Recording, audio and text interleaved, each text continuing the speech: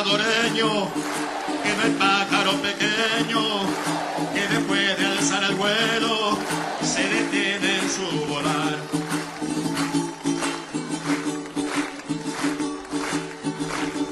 Al verde que yo le canto es el color de tus maizales.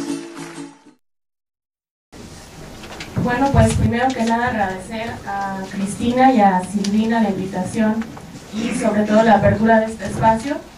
Y bueno, yo traté de dar respuesta a las interrogantes que se planteaban un poco para el debate de la mesa. Y la primera pregunta que respondería sería: ¿qué cambios se pueden identificar en los diseños de doctrinas y políticas de seguridad después de la pacificación de la región? Y bueno, la aplicación de los acuerdos de paz en El Salvador tuvo como marco una serie de transformaciones de carácter casi experimental en el que se trataron de dar respuesta al nuevo paradigma de la seguridad pública. Ahora el gobierno en la posguerra ya no solo debía preocuparse por contener la protesta social y los movimientos armados, sino que se encontraba ante el reto de diseñar una política nacional que atendiera la delincuencia común y la violencia generada como parte del proceso de construcción de la sociedad salvadoreña post-conflicto. La violencia delincuencial puede explicarse desde diferentes enfoques por factores socioculturales históricos, por condiciones de marginación e iniquidad económica, por la circulación de armas en la región, entre otros factores. Yo retomo como perspectiva de mi estudio, que es lo que les vengo a presentar ahora, que la violencia delincuencial pues también debe de explicarse desde el vacío y debilidad institucional que se genera, y bueno, ello es parte de su explicación. Voy a ver como la línea histórica de las políticas de seguridad en El Salvador, pero para ello voy a tener como preámbulo una explicación de cómo se reconfigura la violencia social y delincuencial, y bueno, también qué cambios o transformaciones de manera muy esquemática se observan en el sistema de seguridad, tanto a nivel doctrinario como operativo. Bueno, en El Salvador de la posguerra se hizo presente un incremento de la violencia delincuencial, esto expresada en delitos comunes, principalmente los robos, y también, aunque se vio una tendencia de disminución de los homicidios, lo cual era natural después de terminar el conflicto, se ve un incremento en la magnitud de esa violencia, especialmente respecto a los homicidios por arma de fuego. Como ya se mencionaba hace un momento, se estima una circulación de entre 1.5 y 2 millones de armas a nivel regional en Centroamérica. Por lo que toca a la violencia social, se siguen visualizando en la posguerra expresiones de violencia política, muy disminuida en términos cuantitativos, pero sí se empieza a ver casos de violencia política que se, digamos, disfrazan entre la delincuencia común. También es importante la visibilización o algún incremento de las denuncias de violencia intrafamiliar, de convivencia entre vecinos, en el cual se toma la violencia como mecanismo común para la resolución de conflictos de convivencia, la violencia estudiantil, en aquel entonces expresada en las barras de básquetbol, entre otros, solamente por mencionar los más significativos. Y bueno, tanto en la posguerra como posteriormente, a partir de 2004, la evolución de las pandillas juveniles se va a colocar como la principal expresión de violencia. Las pandillas o maras, como también son conocidas, no son algo nuevo en El Salvador y en general en la región. Ya había existencia de maras desde antes del conflicto, durante y en la posguerra, pero lo que se va a observar como una nueva expresión de violencia es que, bueno, a partir de 1997 se empieza a hacer visible a través de diferentes estudios académicos o también de encuestas de opinión, una transformación de la pandilla tradicional a otra de carácter transnacional, vinculada a la delincuencia organizada. Sin embargo, el gobierno hace un reconocimiento de este fenómeno solo hasta 2003, y bueno, a partir de ello se le atribuye la mayor parte de los homicidios del país Las estimaciones son diversas dependiendo de las fuentes, pero se les atribuye entre el 50 y 90% de los homicidios que sucede en El Salvador, sobre todo a partir del 2004. Y bueno, otra de las expresiones de la violencia en la posguerra es el accionar o la vinculación de los desmovilizados hacia grupos delictivos que, bueno, van a ser denominados como grupos armados ilegales, y bueno, la vinculación de estas expresiones con el crimen organizado. Se sabe que desde esa época pues eran contratados para sicariato. A nivel de doctrina, los cambios que se pueden observar en la doctrina de seguridad a partir de los acuerdos de paz es la vinculación del cambio democrático a la aplicación de la reforma policial, la transformación de las relaciones cívico-militares y la diferenciación de atribuciones y ámbitos en el tema de seguridad. Digamos que entre los 60 y 80 lo que prevaleció fue la doctrina de seguridad nacional, que esquemáticamente lo que difundía era una ideología anticomunista. Se introduce la noción del enemigo interno, la eliminación de conflictos sociales y políticos porque pudieran entrar en conflicto con los intereses políticos y económicos del país, y también una modernización y fortalecimiento del ejército que se acompaña de un financiamiento por parte de Estados Unidos bastante importante, ¿no? Bueno, aunque en los acuerdos de paz no se dijo puntualmente cuál era esa doctrina hacia la cual se iba a transitar con la reforma policial, pues existe algún consenso académico por vincularla con una doctrina de seguridad ciudadana. La doctrina de seguridad ciudadana lo que trata es abordar la problemática de la seguridad desde una perspectiva integral, en la que se debe de tener la garantía de preservar la integridad física de las personas y garantizar que puedan hacer sus actividades de convivencia. De la mano de esta doctrina de seguridad ciudadana se encuentran las nociones de seguridad democrática, seguridad humana y, bueno, policía comunitaria o de proximidad, por solamente citar algunas. Sin embargo, bueno, en la posguerra, en el 96, se intenta un esfuerzo regional por avanzar hacia estas nociones de seguridad democrática. Se suscribe el Tratado Marco de Seguridad Democrática. Sin embargo, estas nociones, luego de los ataques del 11 de septiembre, en 2001, pues se dejan de lado y se regresa mucho más a otras nociones vinculadas con la seguridad hemisférica y las amenazas a ella. En un nivel más operativo, podemos observar como cambios en la doctrina. A nivel de las Fuerzas Armadas, se da la creación del Colegio de Altos Estudios Militares. Se hace una apertura o se intenta vincular este colegio con especialistas civiles, y se introduce a partir de los acuerdos de paz la noción de derechos humanos. Respecto a los cuerpos de seguridad, los acuerdos establecen que será la Academia Nacional de Seguridad Pública la encargada de llevar y conducir la doctrina policial de seguridad. Se observa que la formación de los policías de la nueva Policía Nacional Civil es una formación jurídica y de apego a los derechos humanos. Se observa también poca capacitación técnica y, bueno, con los años se observa que persiste, sin embargo, una visión militarista en la formación de esos policías. Bueno, algunas transformaciones al sistema de seguridad sería la creación de la Policía Nacional Civil. La reforma policial que se pactó en los acuerdos de paz se plasmó o se hizo operativa a través de cambios a la Constitución en 1991. Esos cambios constitucionales lo que intentaron fue diferenciar los ámbitos y atribuciones.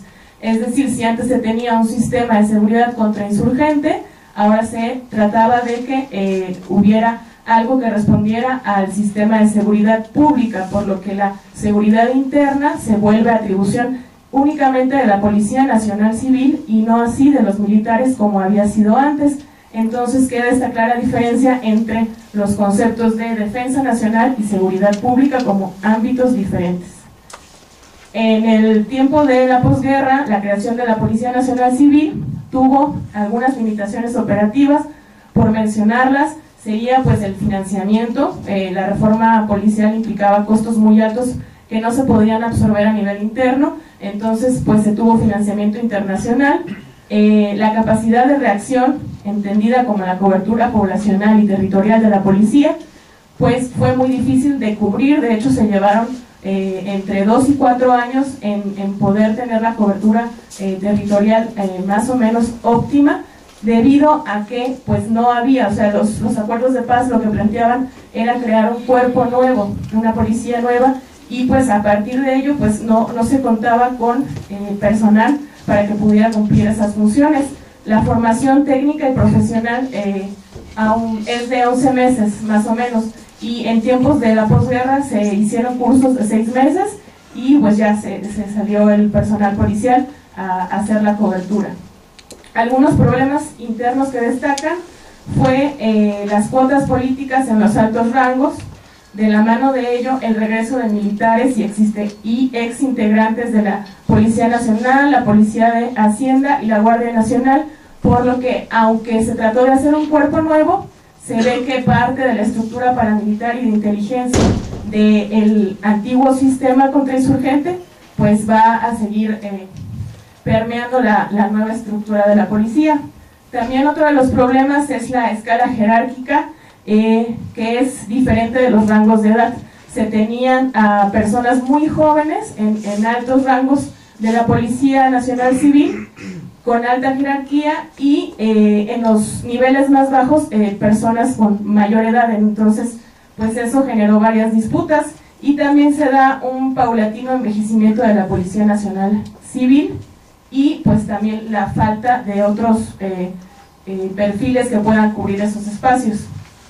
En un momento posterior, digamos a partir de 2004 a la actualidad, algunos de los problemas que persisten en la Policía Nacional Civil es este de la cobertura territorial. El personal se encuentra mal distribuido, se tiene que adoptar entonces un régimen especial en el que se hacen turnos más largos, y porque las personas se tienen que desplazar desde sus hogares, que son más lejos de la zona que tienen que ir a cumplir sus funciones policiales, y bueno, esto tiene un costo operativo muy alto en esos desplazamientos. Y bueno, estos son parte de los argumentos que se utilizan después para promover la participación de militares en los operativos policiales. Otro de los problemas que se observa son los bajos salarios, y de la mano de ello la fuga de personal. Se van a Estados Unidos después de tomar el curso de formación policial, y pues bueno, se tienen que absorber esos costos también. Se observó un crecimiento desproporcionado, la centralización y poca comunicación entre las áreas de especialización de la Policía Nacional Civil. Es decir, que la estructura de la policía se va adaptando un poco a los fenómenos delictivos coyunturales que van apareciendo. Si se incrementa el robo de vehículos, entonces se hace la unidad especializada en robo de vehículos, y eso hace que sea una estructura muy grande. En los acuerdos de paz se pactó que fuera un cuerpo con 7 unidades especializadas, y en la actualidad pues son alrededor de 20 unidades especializadas las que están en la policía.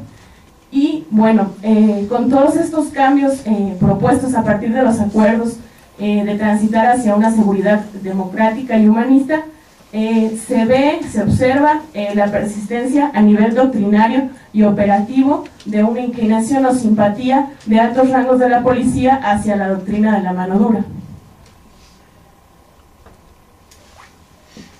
Y bueno, entrando en lo que son las transformaciones a las políticas de seguridad, yo lo que hice es una periodización, y en cada momento alguna caracterización de esas políticas de seguridad que es relevante. Entre 1992 y 1995, de la mano de la firma de los acuerdos de paz, pues surge un debate muy amplio y acuerdos y consenso político respecto a cuál sería la política de seguridad que se iba a seguir ahora en El Salvador. Parte de esa discusión sería cómo iban a estar constituidas la Policía Nacional Civil y la Academia Nacional de Seguridad Pública. Posteriormente, entre 1995 y 1999, se crea el Ministerio de Seguridad Pública, el Ministerio de Justicia y el Consejo Nacional de Seguridad Pública, que operaría solamente por 3 años. Antes de esto, el sistema de seguridad estaba directamente vinculado a gobernación y a presidencia. Entonces se crean ministerios especializados para llevar la temática de las políticas de seguridad.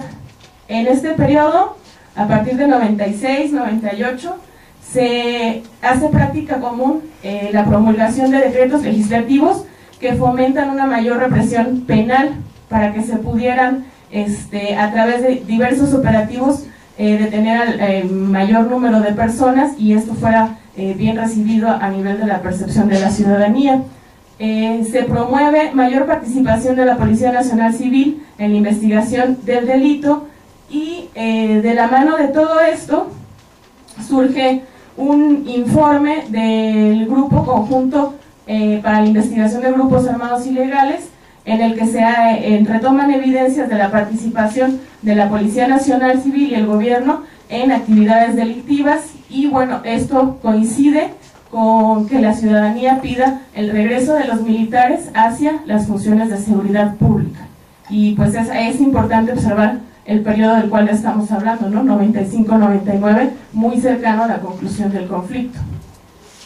Posteriormente, entre el 99 y el 2004, surgen las estrategias de populismo punitivo, que se van a caracterizar por la construcción por parte del gobierno de imaginarios de miedo, de la mano de manipulación de cifras y operativos punitivos muy vistosos, mediatizados, que también son denominados por algunos como de limpieza social, grandes redadas en las que se va a estigmatizar a muchos jóvenes de áreas marginales y que pues resultan en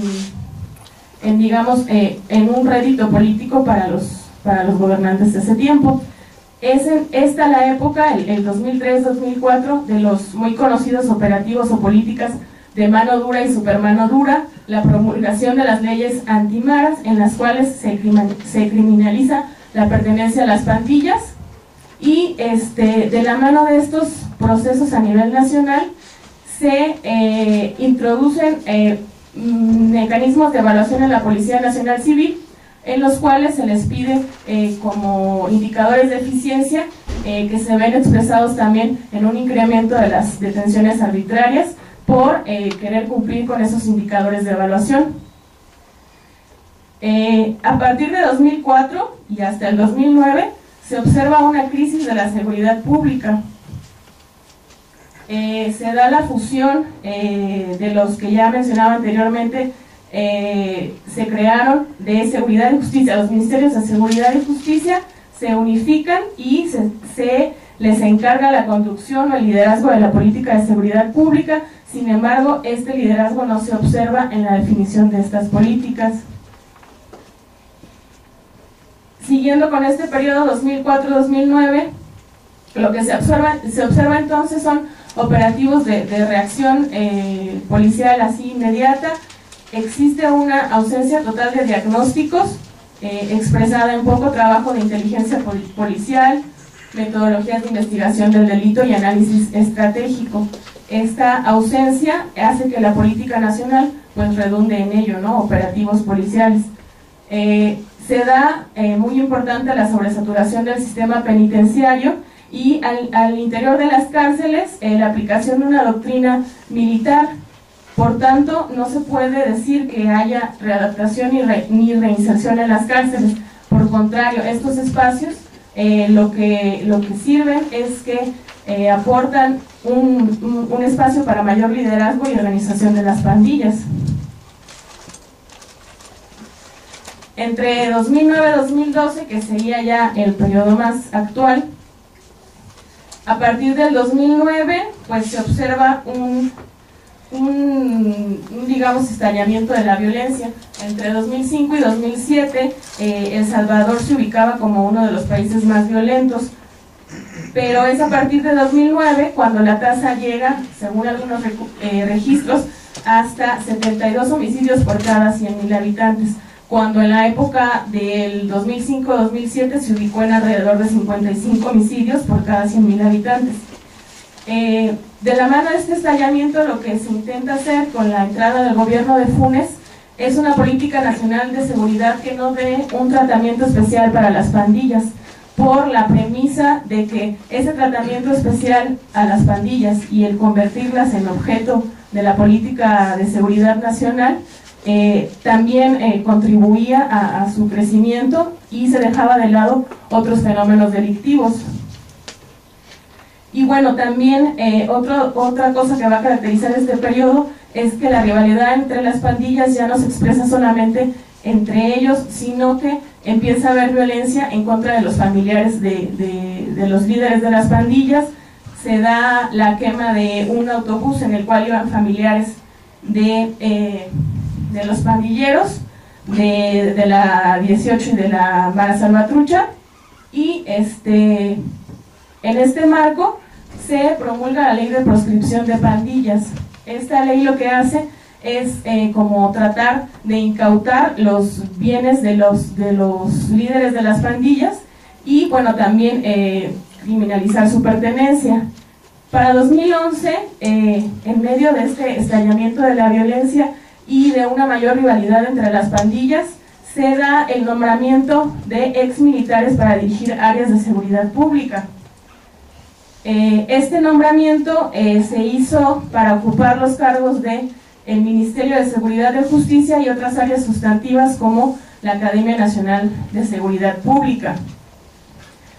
Posteriormente, bueno, se empieza a hablar de una negociación entre el gobierno y las pandillas que estaba mediada por la Iglesia, pero esto ya es de conocimiento oficial a partir de marzo del 2012, cuando sale a la luz el pacto entre las pandillas, y se decía que estaba facilitado por la Iglesia y por el gobierno. Este pacto es promovido por el capellán del ejército Fabio Colindres y Raúl Mijangos, y lo que se buscaba o lo que se dijo que se iba a tener eran mejores condiciones carcelarias para los pandilleros, es decir, esto incluía que salieran de los penales de alta seguridad y se fueran a otro tipo de penales en el que estaban más cercanos a su familia, en el cual podían tener otras condiciones de convivencia con ellos, y muy importante, se garantizaba la seguridad de los familiares de los pandilleros. ¿A cambio de qué? Pues a cambio de que se redujera la violencia expresada en homicidios, bueno, en las calles, ¿no? Esto, después de 100 días de que se aplica este pacto entre las pandillas, tiene resultados positivos. Si hablamos de que en 2011 la tasa de homicidios se colocaba en 67 por cada 100.000 habitantes, ahora para marzo de 2012 se registraban alrededor de 5 homicidios diarios, cuando antes, a inicios del 2012, estos homicidios eran de 14. Y bueno, entonces vemos que la situación de seguridad mejora en el caso salvadoreño a partir de este tratamiento político de negociación con los pandilleros. Y bueno, creo que ya no me da tiempo para ver esto, pero para tratar de contestar de qué manera estas tendencias afectan la definición de las agencias de investigación individuales e institucionales, pues yo diría que a nivel de doctrina existe un poco estudio de la perspectiva de seguridad ciudadana como algo más grande. La seguridad ciudadana se retoma en estudios locales, pero no como una perspectiva nacional. Se favorece a nivel regional la perspectiva de seguridad hemisférica, y bueno, respecto a los temas de defensa, pues son poco estudiados desde la academia a nivel local. El fenómeno de la violencia, bueno, existe un reconocimiento de factores culturales, socioeconómicos para su abordaje, se da desde diferentes disciplinas, desde criminalística, sociología, psicología. Prevalece un gran interés por conocer la magnitud de la violencia y por esta violencia focalizar los estudios de las pandillas. Existe poco interés entonces por otras expresiones de violencia social que ya comentaba. Respecto a las políticas de seguridad, bueno, la proliferación de estudios sobre políticas antimaras en un momento coyuntural 2003-2005, y no es común que se aborden las políticas de seguridad en El Salvador desde una perspectiva histórica.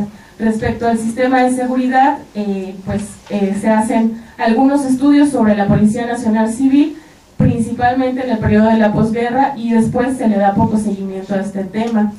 Y existen pocos estudios con un enfoque integral que hablen del sistema de seguridad y procuración y justicia como algo más articulado, ¿no?, a la política nacional. Y eso sería todo.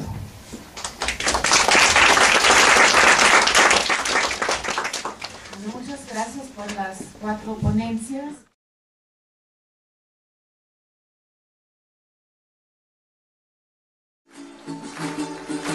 Dale salvadoreño, que no es pájaro pequeño, que después de alzar el vuelo se detiene en su volar.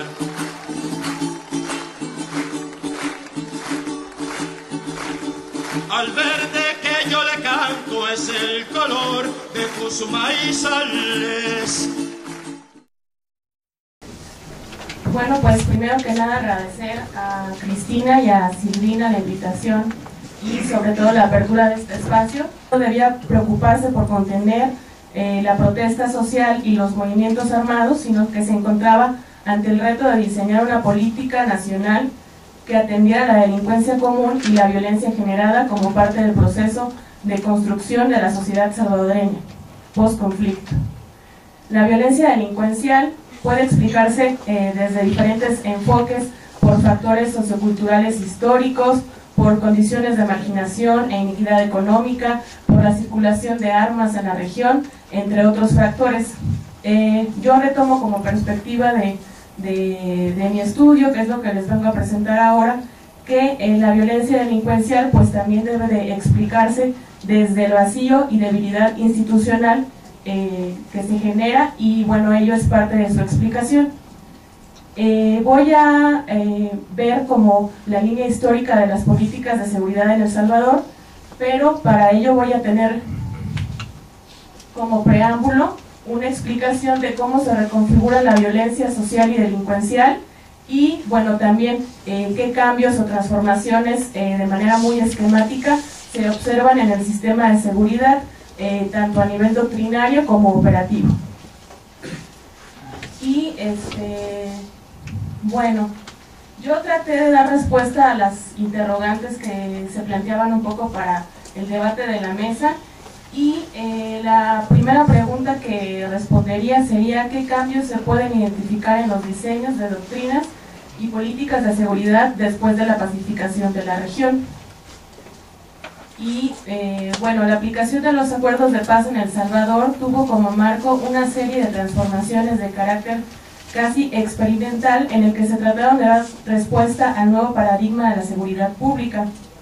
Ahora el gobierno, en la posguerra, ya no solo... Bueno, en El Salvador de la posguerra se hizo presente un incremento de la violencia delincuencial, esto expresada en delitos comunes, principalmente los robos, y también, aunque se vio una tendencia de disminución de los homicidios, lo cual era natural después de terminar el conflicto, se ve un incremento en la magnitud de esa violencia, especialmente respecto a los homicidios por arma de fuego. Como ya se mencionaba hace un momento, se estima una circulación de entre 1.5 y 2 millones de armas a nivel regional en Centroamérica.